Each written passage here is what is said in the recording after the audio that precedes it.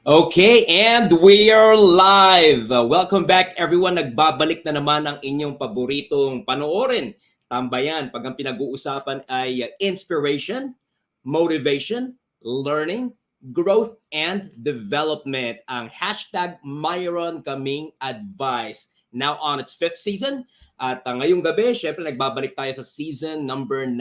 Yes, ganun na po kadami. And once again, no, paulit-ulit po ako magpapasalamat sa aking mga fellow top 100 Filipinos to follow for inspiration and learning on LinkedIn for, last year, 2023. Kasi kung hindi po dahil sa inyo, abay, syempre wala tayong guest. Di ba? So, ganun po ka-generous ang ating mga kaibigan sa industriya. At hindi po naiiba ang gabing ito because our guest resource person will yet again inspire us and help us get motivated doon sa ating topic na in a bit, syempre, i-reveal ko or I'm gonna remind you on what our discussion for tonight is gonna be. Pero syempre, kamustahan muna tayo guys. Kumusta po ang inyong Sabado? It's already 8:06 and I'm pretty sure that a lot of things have happened since this morning and I hope that you guys, everyone is having a great time with your family or your loved ones or kung sino man po yung kasama natin sa araw na ito. Okay? So ang ating pong episode, ang ating show ay simulcast across 3 different platforms. So it depends on what your preference is, kung saan nyo gustong manood. So we are on Facebook. So it's on my page, Mentor Myron Santa Ana. I'm also on YouTube. Just look it up, Mentor Myron Santa Ana if you prefer to watch there instead. And syempre nasa LinkedIn din po tayo, no? So mga mahilig no, mag-log in at maghanap ng opportunities or ng learning sa LinkedIn, nandyan din po tayo. Okay, pwede rin naman sabay-sabay. No? Kung trip po natin sabay-sabay panoorin yung 3 platforms na yan is wala namang problema yon. Okay? The more important aspect here is that you guys help us in sharing, of course, these episodes to more and more individuals because specifically, our topic for tonight is very helpful if you are aspiring to become a leader or have been a leader, but you want to keep on improving or correcting or leveling up your competencies. So you have to be tuning in tonight. All right? Hindi lang because napakaganda ng topic, but also because napakagaling din po ng ating guest resource person. I personally have seen his profile. And kung ang pag-uusapan ay ang pagiging luminary sa mundo ng HR leadership and practice, this is the right guy for you guys to follow and of course to look up to and to get learnings from. Siyempre, hindi na natin patatagal ito. Once again, bago natin ipakilala ang ating guest resource person na maghahandog ng hashtag Myron Kaming Advice sa gabing ito. No? Pero bago ang lahat, once again, please share this around. Let's make this viral. And syempre, ito'y kumbaga maiiwan naman na sa ating homepage, ano? So kung mami-miss out nyo lang to, sana hindi nyo ma-miss, is pwede nyo naman itong i-play back or balikan. Okay? So once again, without further ado, it is my honor and privilege to introduce to you our guest resource person for tonight. Okay? So let me read out his very, impressive accomplishments. So our guest for tonight serves as the Chief Transformation Enabler. So bakit Chief Transformation Enabler? Tatanungin natin siya dyan. Okay? At Riego De Dios Consulting, his own consulting practice. Okay? He is a multi-awarded HR leader. Grabe, no? Of course, wala tayo oras nang enumerate lahat ng yan, pero personally, I've seen them all. Okay? Receiving accolades from prestigious institutions such as the People Management Association of the Philippines, or PMAP, IBM, Globe Group, Asia CEO, SSON, and the World HR Congress. Among the notable brands he has worked with are EY, DHL, Citi, IBM, and Baker McKenzie. He extends his influence to the digital realm, and he is recognized as one of the top 100 Filipinos to follow on LinkedIn and stands as a prominent HR influencer in Southeast Asia. So once again, without further ado, let me introduce to you our guest resource person for tonight who will talk to us. Okay, wait lang. Pakita ko lang ng mabilis sa inyo lahat ito. Yan. Okay. So there you go. So yan po ang ating i-discuss sa gabing ito. Alright? So again, let's all welcome Coach Eric Riego De Dios. There you go. Hi, Eric. Hey, good evening, Mentor Myron. Thank you so much for pronouncing my surname very, very clearly. So it's such a rare moment that I hear my surname pronounced very, very well. So I really appreciate it. Thank you po sa mga nakikinig ngayong gabi, sa mga nanonood. Maraming maraming salamat. Sa una pong pag-imbita sa akin ni Mentor Myron, ang unang sabi, Myron, baka puwedeng ibang oras kasi tulog na ako ng panahong 'yan. Sabi ko, Oo nga, gano'n eh. ba? Una Huwag na 'yan. nahiya Sabi pa ko, ako, eh. "So, how can we make this a reality, Eric?" Hindi, feeling ko naman kakayanin ko. So, 'wag po kayong mag-alala mga mga masugid na taga-subaybay ni Mentor Myron. Pipilitin po natin na magising kayo at magising din ako at sana kapulutan niyo ng kahit paanong aral itong aming munting pag-uusap-usap ni Mentor Myron. Malapit po sa Yeah. loob ko yung paksa po namin at palagay ko po kung gusto niyo po yung maging leader din sa inyong own right, inyong own way, kasi yan po yung kulang sa atin. Eh. Madami pong naglilider-lideran, madami pong leader lang sa title, madami pong gustong maging leader, pero syempre yung pagiging leader po ay isang malaking responsibilidad, no? It So, is. ngayon pa lang po, kahit wala pa tayong mga taong, inaalagaan o nagre-report sa'tin, magandang magsimula na rin tayo. Tsaka kahit po walang magre-report sa'tin directly, ito pa isang paglilinang ng karakter, ng Exactly. pagkatao, at bilang isang Pilipino siguro lahat tayo ay may kakayanang mamuno at ang unang pamumunuan ay ang sarili. So, dun po tayo magsimula. So, thank you so Exactly. much, Mentor Myron, for this great opportunity, and just like you've mentioned 'no, we in the top 100 Filipinos in LinkedIn are really there to support and build communities no around this kind of community as well no, we are here to uplift the Filipino value, the Filipino spirit, and hopefully as we learn from each other, other people will also learn from us. So I am particularly very excited about this conversation, Mentor Myron. This is actually the first time that I have this subject as something that we would be discussing in the next few minutes or so. So happy to be at your service for tonight, Mentor Myron. Alam nyo, guys, I haven't even asked a single question yet. Sa bungod pa lang yan, dami na nating natutunan eh, no? And once again, I know I've already said this too many times, but thank you because matutulog ka na lang, pero eto, nag-a-add ka pa ng value ng libre para sa ating mga kababayan. Sabi mo nga, whether leader na sila or hindi pa, is para sa kanila ito. Okay? Ngayon, ito yung aking first question bago yung kaninang pinag-usapan natin nung nagre-ready pa tayo dito. Eric, na-curious ako kasi, di ba sabi ko, we are on the same page pagdating sa wordplay, pagdating sa title, right? Ako, Chief Entertainment Officer, and you said you have an idea why. Now, may we know why Chief Transformation Enabler ang iyong title sa iyong consultancy company? Oo, magandang tanong 'yan, Mentor Myron. In fact, you are the very first one who asked me that question. Kasi yung iba parang na lang they just accept it as it is and they just, probably just would be wondering and having their own musings about why I chose that kind of a title. So when I was actually even in college, I was wondering about life as a whole, no? Parang talagang napakalalim na philosophical introspection ito, no? Pero lahat tayo palagay ko, madaming nagkasabi na the only thing that is constant is change. And tama, totoo 'yun. Totoo naman talaga 'yun, Mentor Myron, no? Pero ang mas malalim na pagbabago at ang pagbabago na tunay na may kabuluhan ay ang transformasyon. So sabi Exactly. ko, oo, gusto kong maging kabahagi at kaakibat ng mga mabuting transformasyon na mangyayari sa mundo, lalo na sa Pilipinas, 'no?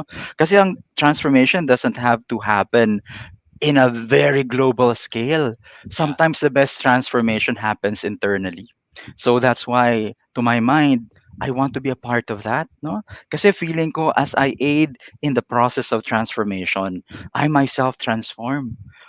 So may pagka-selfish yung no, perspective, pero kung tayo ay magiging katuwang ng pagta-transform ng isang makabuluhang pagbabago at dahil dun ikaw din ay nagbabago sa makabuluhang, perspektibo, bakit naman hindi?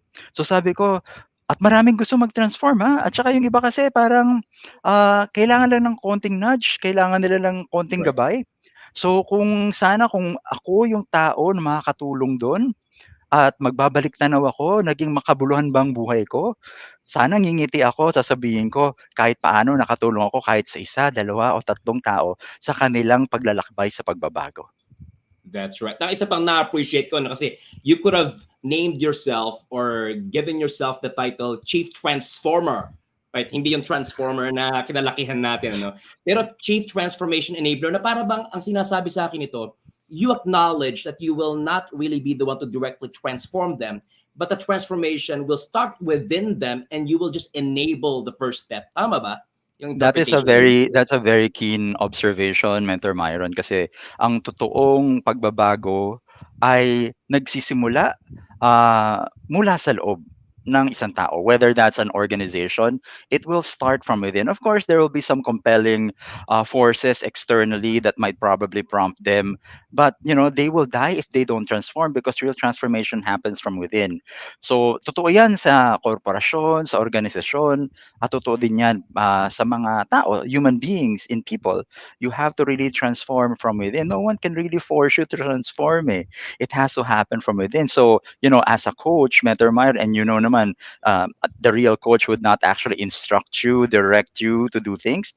They will just act as, inquisitive, deep provoking questions that would guide you in that process of transformation. So ganun din ako, ganun din ang hinihintulad ko sa sarili ko kasi I don't want people to transform through a second-hand belief. So I want them to have that first-hand transformation and experience it directly. Right. And that's really very well said, Eric. No. And speaking of transformation, when I was going through your profile prior to this interview as my way of getting myself ready to learn from you, so and we are curious about your own transformation journey yourself, ano. Kasi alam nyo guys, sa ating mga tagapanood, kapag tiningnan nyo, ni-look up nyo online si Eric, talaga mamamangha kayo sa kanyang leadership journey from one corporation to another. Talagang very experienced. HR luminary talaga, no? Pero if we will go way back, nakita ko na you took up psychology back in college, right?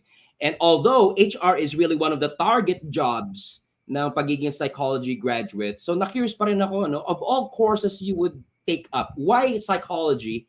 And then secondly, of all jobs or target jobs na pwedeng mong pasukin, why HR practice? Go ahead, Yeah. Eric. I would be very authentic in my response to this. No? So similar to many other senior high school graduating students, I was not as fixed as some few other folks that they really targeted. I want to be this and that, and I want to take this course in college. So it's a different perspective for me.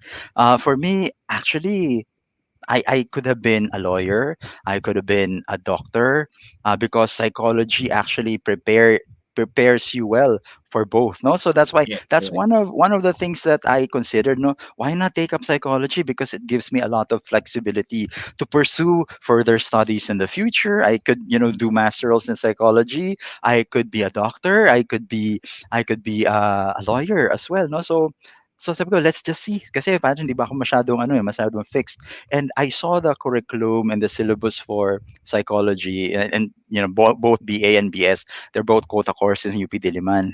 In fact, sobrang yabang ko. I did not take any very few college entrance exam aside from the UP Diliman kasi sabi ko I just want to be in UP Diliman. When I was filling out the UPCAT, Mhm. first choice, UP Diliman. Second choice, I left blank. Wala na talaga ako. UP Wala Diliman lang talaga. talaga Just ako. UP And talaga. then, Okay. first choice, psychology. First choice, BA psychology. Second choice, BS psychology. Third choice, wala na. So talagang sa psychology na ako. When I looked at it, because I was really fascinated by the people who are able to actually grow and enhance the different facets of themselves. No, so when I was reading about the Renaissance man, they like like Da Vinci, for example. So they could actually, they are scientists, architect, Yes. engineer, and so on and so forth. They're artists, di ba? So sabi ko, ito yung psychology gives me a multifaceted learning, scholastic background, and that flexibility nga of actually choosing many different paths even after graduating psychology. But afterwards, I was learning and learning, and then natupad lahat ng mga gusto ko, no. So na ano ko, nalinang ang aking kakayanan sa humanities, nalinang ang aking kakayahan sa linguistics. So I learned Spanish, I learned a bit of French, and so on and so forth.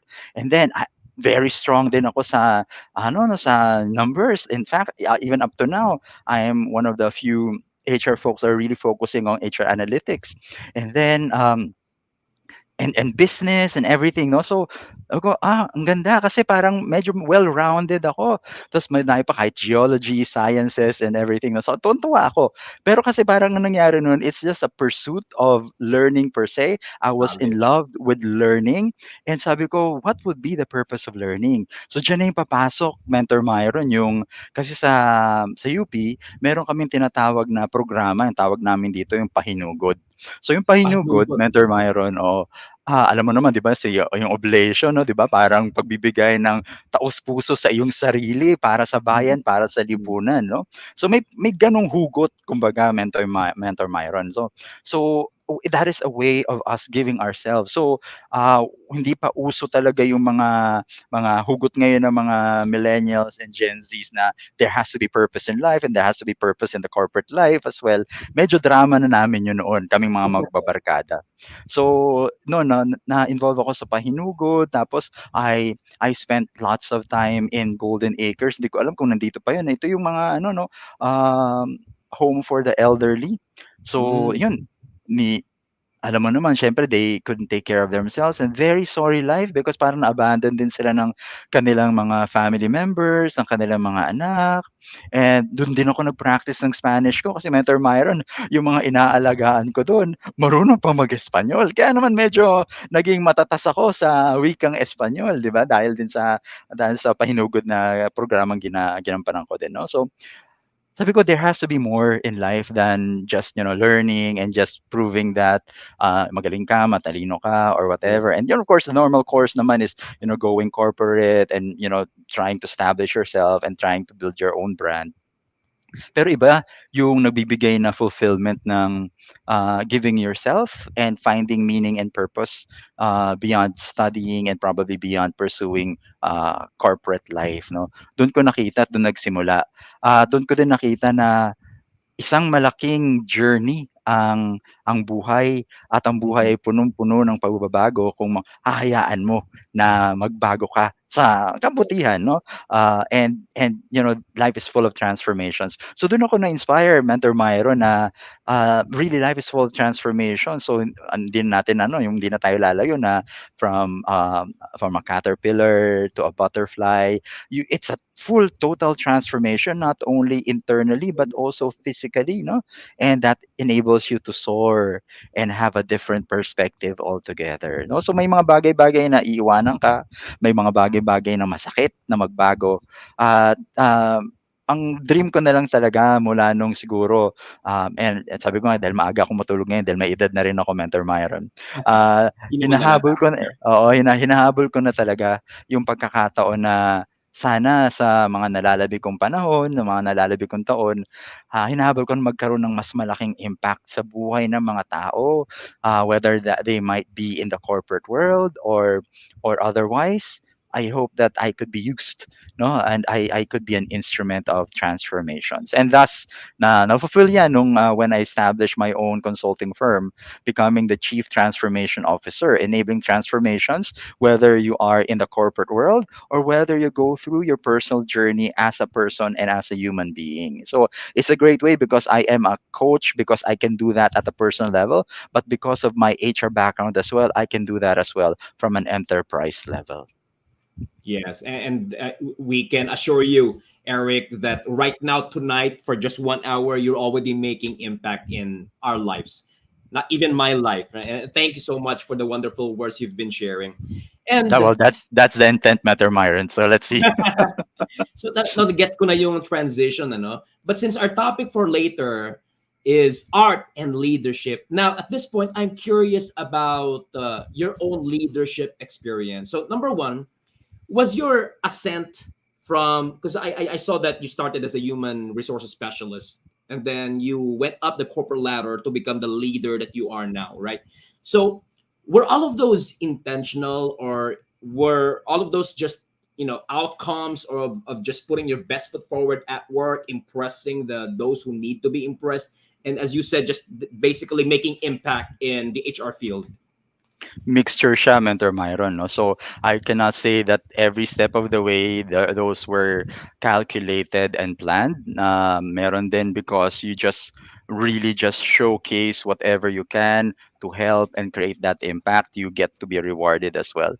So as I also grow up physically and as I also grow in maturity psychologically, I of course discover lots of things about myself, and I was not the kind of leader that I actually, mga 10 years, 15 years ago, I would be actually trembling and would actually despise the fact that I would be leading myself. No, I just imagine, would I want to be led by Eric? So, no, sabi ko manong grabe, ibang klaseng leader ako. Ako yung tipo na leader na because I was so focused on process, on product Mhm. and output, hindi ko nabalanse yung pagma-manage, not to manage but to inspire and to guide people, no? Mm, So medyo madami akong pagkukulang sa aspetong 'yun, and I went through my own painful journey and realization. And kaya nagpapasalamat naman din ako dahil meron tayong mga tools such as, your objective feedback, 360 correct. degree process. Nang una kasi i-de-deny, ako personally, no, I denied most of them. Di naman ako yan, bakit naman ganyan? Galing-galing ko, ang dami kong output. Pero tingnan naman, pero in a way, yung mga I experienced my direct reports crying, tapos not reporting for work because sheer fear of me trying to, follow up with so many things and really extract, the life out of them. So parang I learned it the hard way. If I would want to look back and do things differently, I think there's really value, and sometimes I actually questioned as well, no, bakit kailangan pa nating maglagay ng requirement in terms of tenure, requirement in terms of age. Mm, Ngayong matanda na ako, parang na-realize ko, yeah, oo, may mga bagay-bagay na talagang hindi nahihinog sa pilit. There is a mm, bit of wisdom, although I'm not making any generalizations, but there are wisdoms that you can actually just gather and pick from the orchard of knowledge and wisdom in due course and in due time. So talagang dumadating with your journey in life, no? Of course, pwede naman nating medyo ma-accelerate, pero iba talaga yung tunay na hinog sa sariling puno. correct. Eric, I couldn't, bago tayo mag-proceed sa commercial, no, I couldn't help but commend you for your authenticity, because right now, of course, you're already a leader of your own consultancy, and leadership is definitely one of your areas of expertise. But hindi ka nagdalawang isip o umatras na sabihin na when you were in the corporate world, you were, or you identified yourself as a better manager than a better leader, and you had areas for improvement in the leadership aspect of it, in terms of inspiring, motivating. And sa pagbabalik natin, pag-usapan natin, because of such pain points or such realizations, ano na ngayon yung mga bagay na tinuturo mo when you train different companies' employees, their supervisors, managers up on leadership?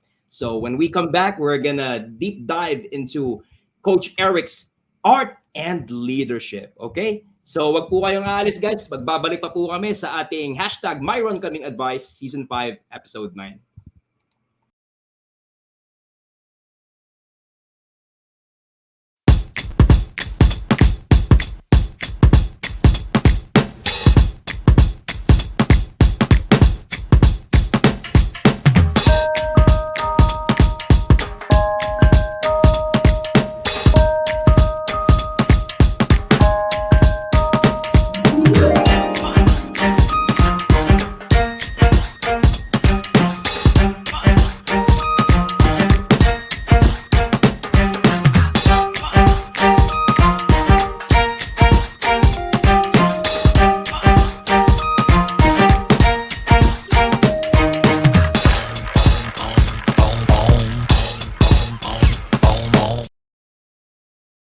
Are you looking for a software that will monitor the working hours and output of your employees, whether working from home, working remotely, or in the office? A software that your employees will appreciate as everyone will be pulling their weight? Well, look no further because Workmate is here. Workmate is a time tracking and remote monitoring software with collaboration or project management feature and a planner. Yes, you heard it right, just like your 3-in-1 coffee. So relax, have a sip, and click the link to know more.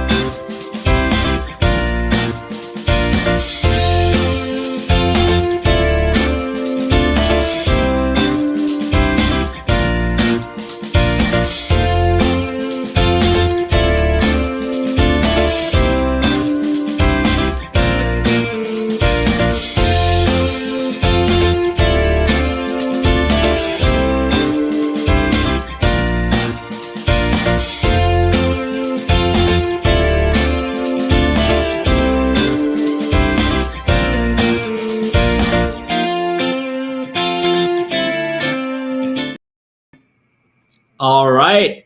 Nagbabalik po tayo sa ating hashtag Myron Kaming Advice with our tonight's guest, Coach Eric Riego De Dios. Okay, so bago natin ibalik si Coach Eric, gusto ko lang i-acknowledge ang ating bagong Public Relations Officer ng Philippine Advocates for Consultants and Trainers, si Coach Ferdy Platon ng LMS Events Management Consultancy. Ayan, no, nag-send ng 50 stars. Maraming salamat, Coach Ferdy. And of course, let me also acknowledge some people who are watching with us right now, like my cousin, ayan, no, nanonood siya. And then we also have Jomay Hernandez. All right, so once again, guys, this is really a very valuable evening that we're having right now. We're talking about art and leadership, and of course, this wisdom that our coach is sharing with us right now. Hindi dapat ma-miss ito. Kaya, once again, please help us share lang itong ating live stream at ito po ay mapapanood sa Facebook, sa LinkedIn at sa ating YouTube channel. Okay? So let us welcome back Coach Eric Riego De Dios. There. Eric? Hey, Mentor Myron. Hello there. Hello. By the way, no, merong nag-comment sa atin and I would like to to have you reply to this. And just to introduce him to you, si Jason is I'm not sure if team building facilitating is also one of your value-adding services. If yes, he's a fellow team building facilitator, sabi niya. Shout out po, Mentor Myron Santa Ana. Wisdom is different from knowledge. Madaming kaalaman na galing sa modules, pero iba pa din ang wisdom galing sa matatandang hininog ng panahon. May comment ka ba doon, Eric? Yes, kaparte ako ng matatandang hininog ng sa panahon, no? So, I couldn't agree more. And, so definitely, no? So, yeah, you're right, Mr. Jason Reyes. Thank you for that comment. So, in fact, right now, no one would really claim, no? Is a generation right now is they could be the most knowledgeable generation of all time, no? Yet, because we don't know what the next generation will bring. At the age of Chat GPT, Copilot, and other generative AI, kaya grabe ngayon, minsan nagre-review ako ng graduation ng different universities. 200 ang summa cum laude nila? Nung sa'min, dalawa lang. Tapos biglang, 400? Nung batch namin, 4 lang kami, pahirapan pa talaga. So, nakakamangha, no? Dahil talagang yung knowledge, information is, ready at your fingertips. Kakaiba talaga ngayon, no? Wala ka nang matatago kahit di na nga mag-attend ng university. Feeling ko matututo at matututo. Kung skills man lang ang kailangan pag-usapan, kung knowledge man lang, stock knowledge, yung mga ganyan. Sobrang madaming marurunong at madaming kaalaman. Pero yun nga, sabi nga ni ni Mr. Jason ba yun, Mentor Myron? That's right, Jason. Sabi niya, iba pa rin talaga yung nahihinog na mayroong wisdom at yung wisdom na yun is really priceless because it goes through real experiential acquisition. So hindi mo lang siya chat GPT at mag-render na sa'yo ng, oh ito, this is how you do this is how the steps and so on and so forth. Iba talaga yung ginawa mo, pinag-arapan mo, in-squeeze mo sarili mong pawis, luha at Correct. dugo. At madami kang just for you to get a nugget, a golden nugget of wisdom, talagang ang daming effort na kailangan mong i-invest, no? Kaya naman di natin matatawaran yung mga tao talagang nagdaan sa real experiential journey just to come up with very specific and monumental legacy right now. And in fact, kung hindi nga naghirap yung mga sinaunang programmers and everything, wala tayong mga chat GPT Yeah, ngayon, no? wala. So, yan. So kakaiba talaga, no? And we can just look back on how our forefathers really tried to build a great foundation where we can all stand with greater stability and progress and promise for the future. Right. So yes, may kanya-kanya naman tayong galing, may kanya-kanya ding ano, no, may kanya-kanya ding kaalaman. But yun, depende na lang talaga yan kung ano yung kailangan ng hinaharap at anong kailangan sa isang trabaho o sa isang quest. But ano, as long as we can balance probably both knowledge and wisdom accordingly. And dyan din yung nagmumula yung ano, buzzword natin ngayon and more becoming even louder is diversity. Is that's the only Mhm. best way that we can face the future with the knowledge, with the wisdom of the past and the access to the knowledge of the present. No? That's right. Alam mo, Eric, ang ganda ng response mo and napaka mabuting segue niyan doon sa ating topic na art and leadership. Kasi you're talking about the difference between knowledge and wisdom, which I can also analogize as the same thing with the difference between theories and application. And correct me if I'm wrong, the way kasi I personally define art, art is like a skill that you were able to acquire and hone based on actual practice and experience. So yung ba yung pag-uusapan natin na kombinasyon ng art and leadership ngayon? Oh, sa maraming aspeto 'no, Mentor Myron. So sabi ko nga, this is a topic that is very close to my heart because I think it also freed up a lot of my personal misconceptions, my personal biases, my blind side so to speak, no. Kaya indebted din naman ako in my love for art, no. Because I think this is something that would unleash us from the shackles of our own biases, from the shackles of our own being blindsided and overall blindness as a whole, no. Because I see art as an expression that evokes emotion, insight, and deeper meaning and understanding, no. Very few things would really make us go through that journey and experience that kind of blessedness na parang ang feeling mo as you become a better person and you feel the world is lighter and brighter because of the stimulus that was brought to you by a certain picture, a certain portrait, a certain theater act, a certain actor, a certain artist. So when we say art, it's the total holistic expression of humanity and the human spirit. Anything that evokes inspiration, emotion, at ang pagpupunyagi ng ano no, ng dangal ng isang tao.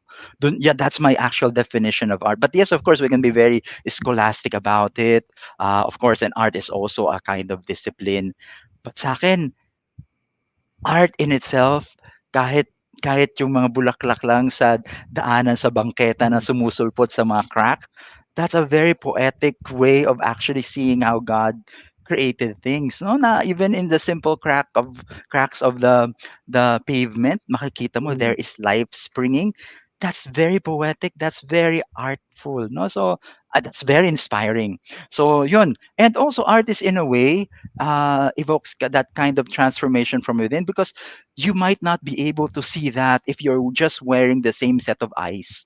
So yung art din kasi ang sabi ko nga nag-unleash sa atin sa mga shackles natin, sa mga own prejudices natin. Kaya I think this is something that every leader should be open to explore more. And it's a journey on its own. So I don't know if I answered your question, but yes, we can approach art in its very Merriam-Webster definition.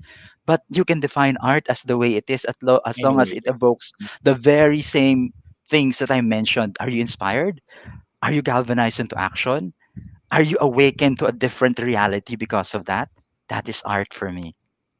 Right. And I can, it's very obvious. I can say, Eric, that you are a person who's very appreciative and observant of your surroundings. Ano? So, with everything that you've described. And then, Eric, mabalik lang ako doon sa pinag-usapan natin kanina bago tayo nag-break. Kung saan sinabi mo na, Myron, I wasn't a perfect leader myself back then in the corporate world. No? Kasi ako personally nakita ko how exemplary your accomplishments as a leader in HR yourself.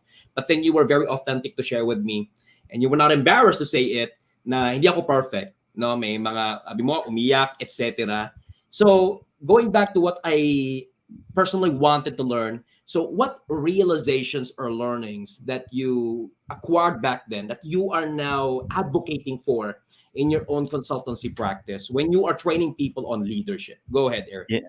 Yes, so it's really is a perfect, it's a perfect balance, no? Between, of course, it's all you would always say that it's a balance between process and also the human side of things. It's a balance of how you inspire them and also how you push them in a way, because both could work to in pushing people in the right direction for the benefit of both the people and also the organization. And that is why I know I'm really all for that, hitting that sweet spot, no? So like you mentioned, I was a kind of leader who's really process focused, output focused. I don't really necessarily care about whether kahit matulog ka na dyan at ano, or hindi ka matulog, as long as you give the output to me at the right time, at the right quality. You Pero deliver. naisip ko din, yes, pero naisip ko din na kung nagabayan ko ba 'to, kung nag-invest ako ng proper timing, kung na-coachan ko ba siya, at kung na-inspire ko siya, I think things would just come out more organically and naturally. People will really work hard and go that to and travel that extra mile because they know that there is someone who cares for them, that looks after them, and who's after their welfare. So I learned it the hard way because ang daming nag-resign sa'kin, ang daming nag-iiyakan, lalo na mga bata pa sila. And I was also a young leader during that time, no. Yes, leadership right now, Mentor Myron, is all about your personal growth, and as long as you need to have that humility, and I had that humility relatively late because it should have come to me mga dapat kahit mga early 20s or late 20s, I should have learned already, pero hindi, medyo late ako eh. Late bloomer ako on the aspect of leadership and Balanced appreciating leadership. the you and appreciating the human spirit. Kasi bakit ba naman our organization actually is really focused on output, output, output, and that's the way that you're being measured. Before, very rare lang yung mini-measure na have you talked with your direct report. Ngayon lang mga recent 5 years, 5 years ago, are we open to actually evaluating our leaders on how they performed in their one-on-one conversations, no? So iba na ngayon, medyo open na ngayon, eh, talagang full 360 degree Yes. yung assessment, and real time, lalo na ngayon na enabled by our HR platforms, na immediately, how would you assess your leader in terms of his weekly conversation with you? So ibang-iba. So talaga ngayon we are all in a glass house. People could really assess you for who you are. You cannot just no no, you cannot just build a high pedestal where you can be venerated as an HR leader, and gone are the days that leaders are infallible. Talaga ngayon, no, you just have to accept whether you're wrong, if you have made a mistake, because that makes you a better leader in fact, no. And that's the only way that you can actually grow. So yun ang nakikita ko, greater vulnerability, greater empathy, greater relatability as well. Yun yung mga nagiging in ngayon, at parang ano na sana nga it was taught to us kasi hindi naman talaga tinuturo yung mga ganyan bagay. You just really have to experience that, no. But right now there are mentors like you, coaches in our circle, in the top Filipinos who follow on LinkedIn, talaga nag-specialize talaga sila to really awaken the humanity in the workplace, no? Kasi nakikita nila, this is still a talent market in a way that iiwanan at iiwanan ka, lalo na ngayon na napaka-fragile ng mga millennials and Yeah, Gen the new Zs generation. natin. Yeah. Oh, the new Correct. generation. So Sensitive. you really You have have to to have that. balance that.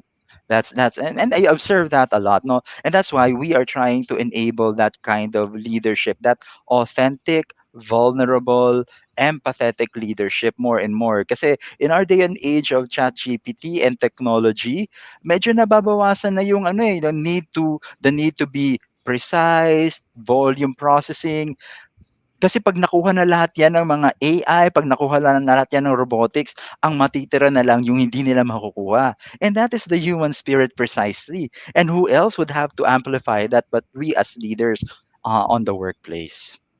Right. Alam mo, Eric, magandang topic yung pinag-uusapan natin kasi when I conduct leadership training myself, or kahit hindi training, basta meron ako nakakausap na humingi ng tulong, Mentor Myron, how am I gonna balance myself as a good leader na good manager pa? Kasi you mentioned nga na talagang yung iba, napapa-comment din alam mo, it's easier said than done eh. Para mahirap ding i-apply kasi ang dami-dami naming kailangan gawin, process, ang dami namin mga metrics na kailangan i-meet, i-exceed, deliverables. And then, we also have our own boss, di ba? Pag supervisor manager ka, may boss ka pa rin eh. Unless ikaw yung pinakamataas, di ba? Ang boss mo na lang would be customer talaga. So, I a lot of them would say, we know we have to balance yung firmness with assertiveness, with compassion. We know we have to lead and manage at the same time. We know we have to make time, make quality time, and not to find excuses na i-inspire, i-motivate yung mga tao namin. We know we have to not just appear or behave as a boss, but also as like the tatay nanay at work, tito tita at work, lolo lola at work, kuya ate at work. Okay? But at the same time, laging tanong sa akin, how are we gonna do that when we have limited time at work ourselves?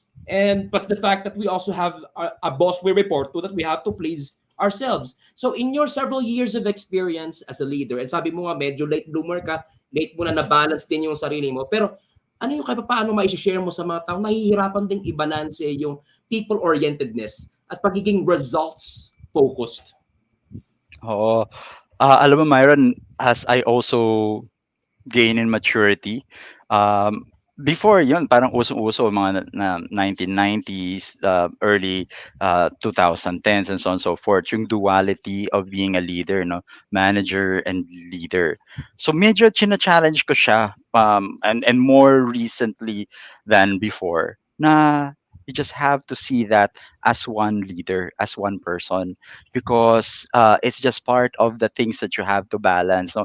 Yung duality na yun, siguro mas maigting yan during the times where we are when we were in the days of hindi pa masyadong automated. Pero Mentor Myron, makikita mo, unti-unti mababawasan yung tinatawag nating manager side at matitira na Exactly. lang diyan leader unti-unti, no? So mag-prepare na tayo to look at it as just one person at mawawala na yung duality na yan, no? So yung earlier adopters of that kind of perspective are actually more prepared and more ready in the new ways of leading. So after the the, the never normal na tawag natin ngayon, ano, sila talaga yung nakaposition well because they are the kind of people that really have focus on mentoring, coaching, amplifying the human spirit, guiding the employees, inspiring them. Kasi lahat ng mga kahit may project management, ang bilis na ma-automate eh. Pag Mm. nakita mo na lang, magde-decide ka na lang itong kailangan gawin eh. Kaya minsan sa sobrang bilis, sa sobrang sophistication ng mga 'yan, ano pa kaya ang gagawin ko? Ay, ang gagawin mo ay talagang mag-lead ka na ngayon talaga. At Focus sa diyan tao. diyan diyan natin ipapasok yung beauty of art. Kasi yung art, kahit nga sabihin mo na may DALL-E ka na, 'di ba? May ano ka, Midjourney ka na you can yung mga generative AI with image producing ganyan, no? Yes, they can always try to imitate, pero iba pa rin talaga yung totoong work of art, no? Hindi na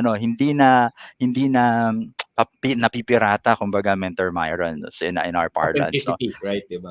Yun. Oh, very authentic, no? So, but having said that, leadership in itself, Mentor Myron, true enough, is an art. So yes, It you is. can put some guidelines, you can put some tips and sort of best practices, pero as we all know, the best practices of the day might not be the best practice of tomorrow. So nagbabago-bago lang 'yan. Hindi sila naka-anchor ng kumbaga law of gravity will not change regardless of the generation. Pero this time, yung mga principles of leadership, they're actually bending as generations pass by. So that's why I say I firmly believe that leadership in itself is an art. It's an expression. It's an amplification of humanity, how you manage your emotion, your perspective, and how you bring out the best in everyone. So makikita natin yan unti-unti kasi meron pang ng mga nalalabi at natitira na mga medyo managerial responsibility. And of course, talking about the Philippines where 80% of our enterprises are still largely manual. So medyo Mhm. magkakaroon pa tayo ng konting lag. Pero makikita mo na yan sa unti-unti na sa Scandinavian countries, some more developed countries, you'll immediately see that their focus really is more on the amplification of the human spirit because mas na-automate na nila. But having said that, kaya naman malapit sa puso ko tong topic of art because so many ways, no?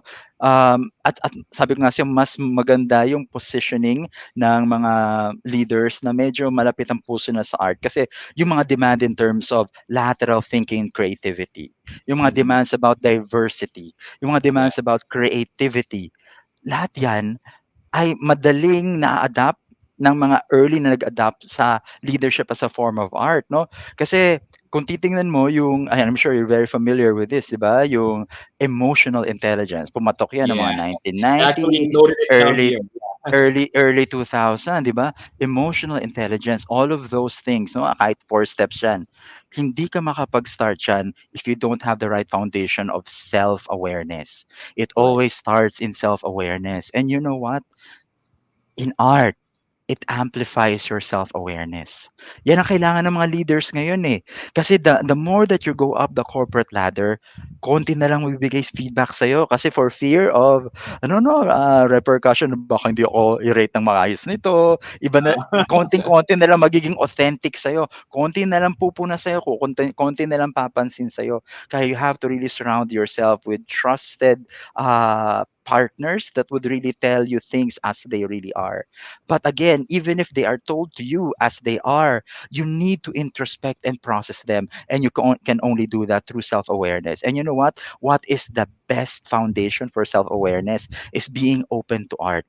Kasi Yeah. when you are open to art, you're able to be in touch with your emotions, with things that are hindi real eh. Hindi siya masyadong as tangible eh. Kasi kung ano yung nai-evoke sa'yo and you get to think, bakit ba ako nag-isip ng ganun? Bakit ito ba yung nararamdaman ko? And people who are more attuned to themselves, and most of them are found to be, more attuned to art as well.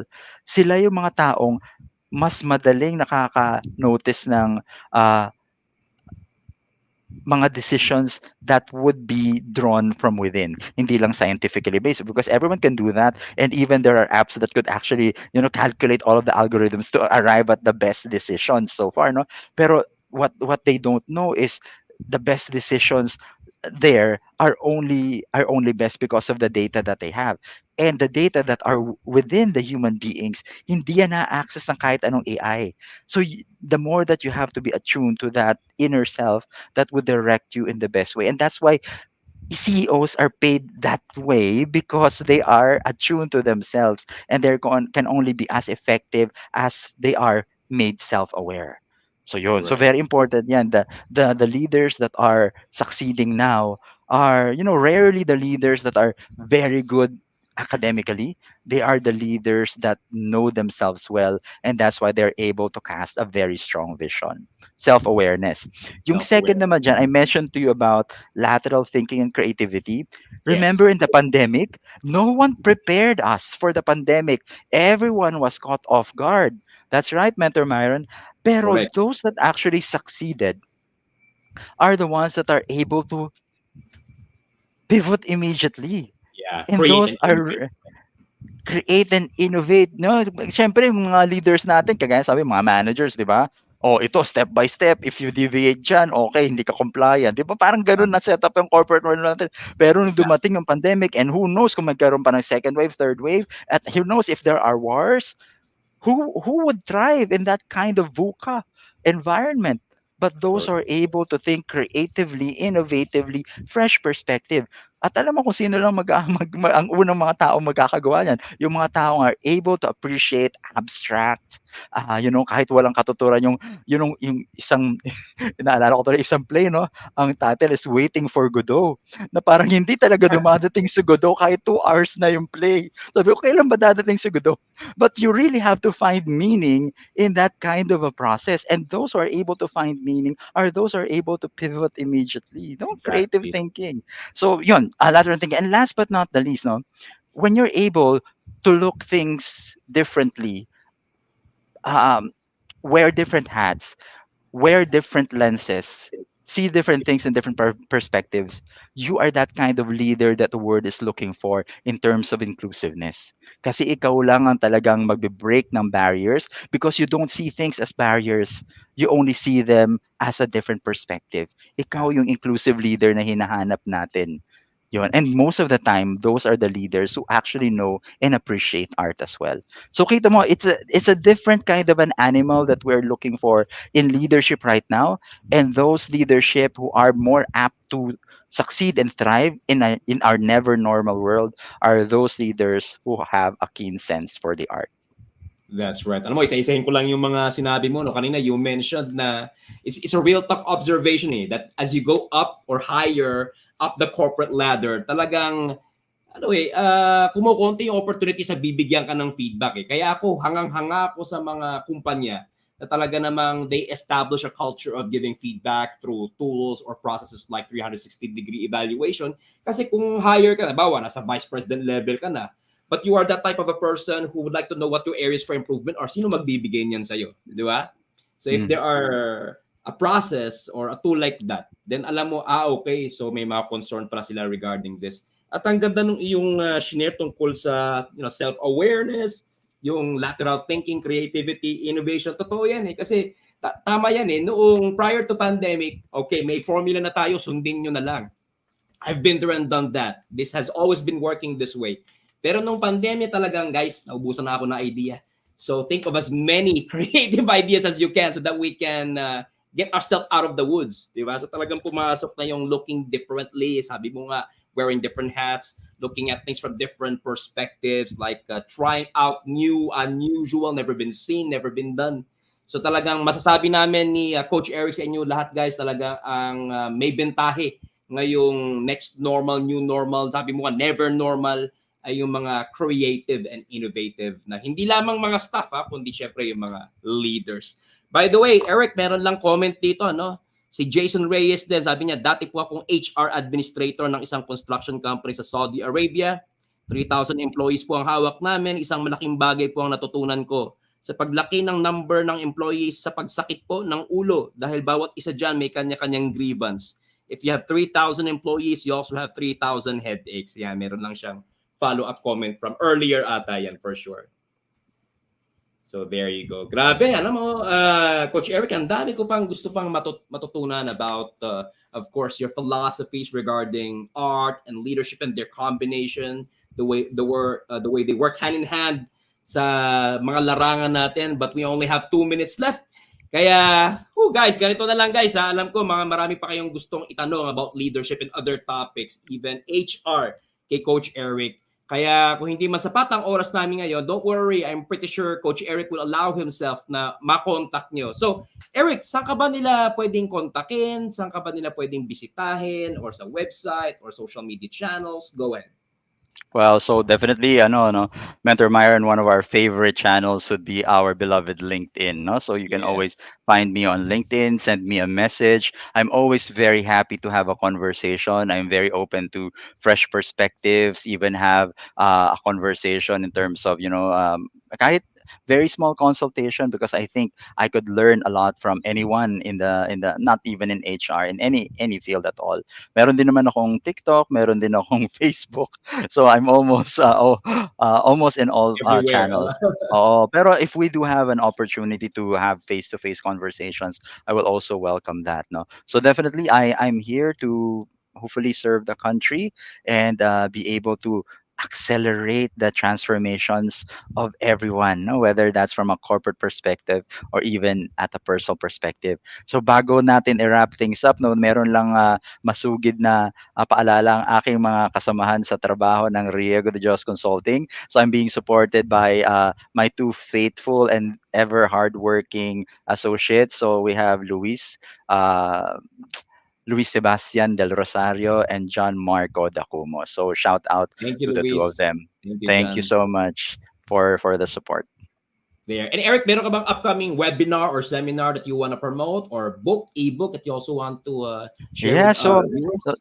yeah, so first and foremost, if you haven't done so yet, please do respond to our very first AI in HR survey. This is a very monumental research study that would actually open the floodgates of really understanding the status of AI in HR in the Philippine setting. So, this could be a start of so many future researches. And I'm just very excited because I actually wanted to extract all of the data already and start the analysis because this is the very first time that I think any HR community will be delving into AI in itself. No, so I will have the opportunity, hopefully, to share all of the input as well, not only across the Philippines but also in Southeast Asia. I'm already scheduled to fly to Malaysia as well to potentially Oh, share the output of that. that's nice. Um, It's not too late yet, and Eric. Can you share that with me? I would like to participate in that survey. Oh, for sure. It's yeah. I will just send it over. But definitely, it's on my LinkedIn. It's on my Facebook as well. So if you haven't, replied to it, please do so. It's para sa bayan to. We are one of the few Southeast Asian countries who have ventured into this research at this early stage. So I'm very excited to be trailblazing this area as well. There you go. Well, Coach Eric, God bless and all the best in your trip papuntang Malaysia. Go represent the Philippines. Okay? Again, maraming salamat and syempre, you deserve this, Coach Eric.